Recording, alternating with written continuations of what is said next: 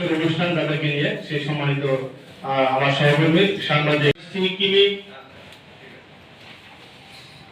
বায়ুগুণকেও সর্বাধিক গুরুত্ব দেওয়া হয়েছে।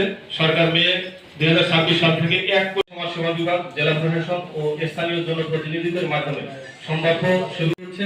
কৃষকদের একটি ডিজিটাল পরিচয় ব্যবস্থা এনে সার, বীজ, কৃষি সরজমিনে এবং তার মধ্যে মিসম্যাচ আছে কিনা।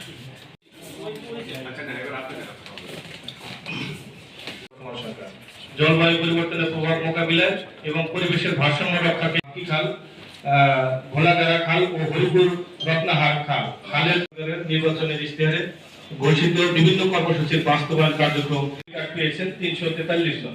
প্রতি মাসে তারা 2500 টাকা করে ভাতা পাবেন। আমরা চলচ্চিত্র প্রদর্শন করতেছি জেলাব্যাপী। আমরা এখানে একটা ছোট একটা ডকুমেন্টারি দেখাবো।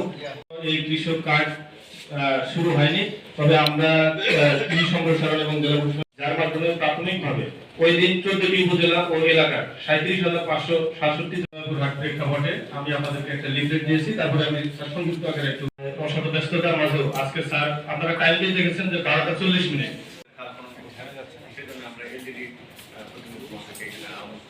এই পর্যায়ে